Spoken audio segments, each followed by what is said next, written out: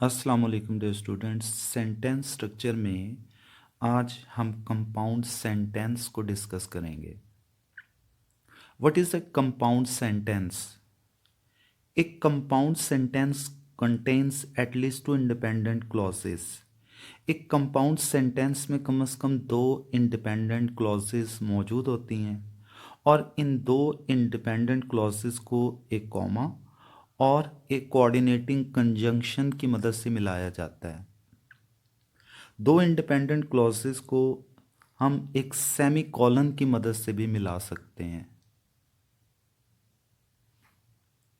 Compound sentence को start करने से पहले ज़रूरी है कि हम इंडिपेंडेंट और डिपेंडेंट क्लॉज को डिस्कस कर लें। An independent clause is a group of words that contains a subject and a verb and expresses a complete thought. It can stand alone as a sentence. Independent clause अल्फाज का वो group होता है जो एक subject और एक verb पर मुश्तमिल होता है और ये एक मुकम्मल थॉट पेश कर रहा होता है। बज़ाते खुद ये एक मुकम्मल सेंटेंस है।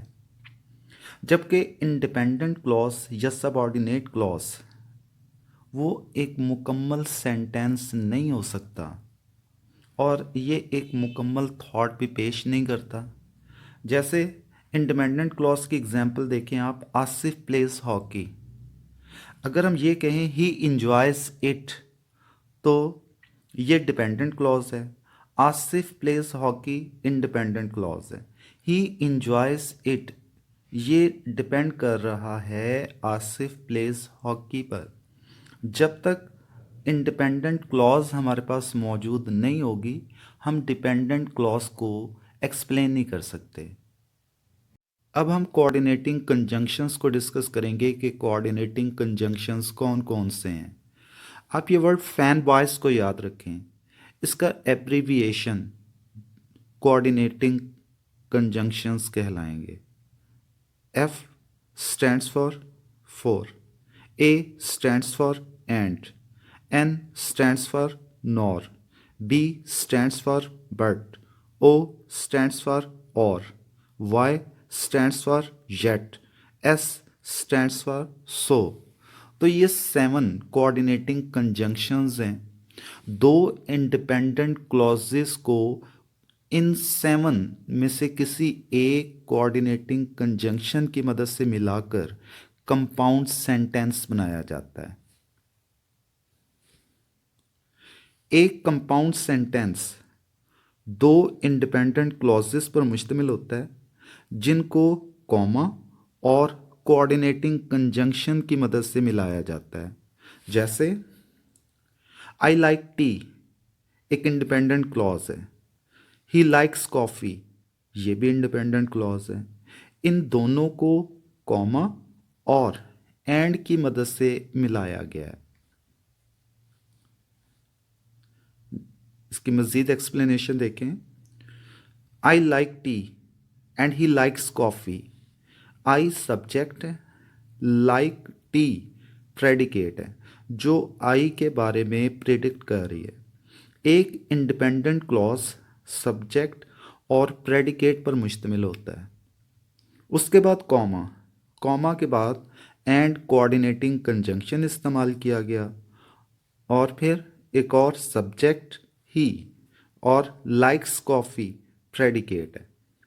तो इस तरह से I like T and he likes coffee ये एक कंपाउंड सेंटेंस है।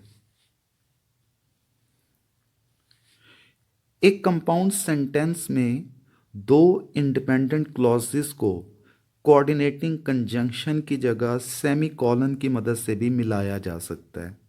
जैसे सेंटेंस में देखें, I like T semi colon he likes coffee.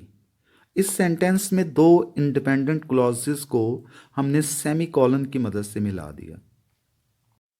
Dear students, compound sentence में इस बात को जहन में रखें कि कंजंक्शन जैसे एंड और बट से पहले हमने लाजमी तौर पर कॉमा इस्तेमाल करना है। अगर हम कंजंक्शन से पहले कॉमा इस्तेमाल नहीं करते तो वो कंपाउंड सेंटेंस नहीं होगा, बल्कि वो एक सिंपल सेंटेंस कहलाएगा। जैसे इस एग्जाम्पल को देखें, she tells great jokes and sings brilliantly. ये सेंटेंस दो वर्ब्स टेल्स और सिंग्स, ये जस्ट लिस्ट ऑफ वर्ब्स है। ये एक सिंपल सेंटेंस है क्योंकि एंड से पहले कॉमा मौजूद नहीं है। जबकि इस सेंटेंस को देखें, शी टेल्स ग्रेट जोक्स, उसके बाद कॉमा है, कॉमा के बाद हमने कंजंक्शन इस्तेमाल किया और कंजंक्शन के बाद एक बार फिर हमारी रिक्वायरमेंट के मुताबिक इंडिपेंडेंट क्लॉज में सब्जेक्ट और उसके बाद प्रेडिकेट मौजूद है।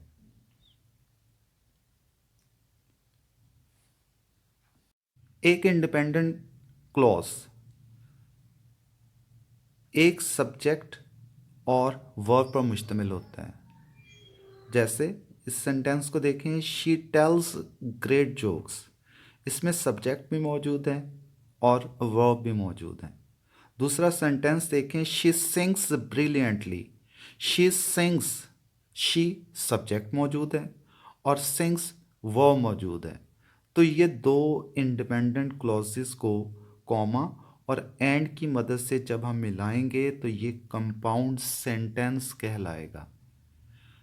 हम कंपाउंड सेंटेंस को कंजंक्शन की मदद से भी मिला सकते हैं और हम सेमीकोलन की मदद से भी मिला सकते हैं, और ये शर्त लाजमी है कि कंपाउंड सेंटेंस में कंजंक्शन से पहले कॉमा मौजूद होगा।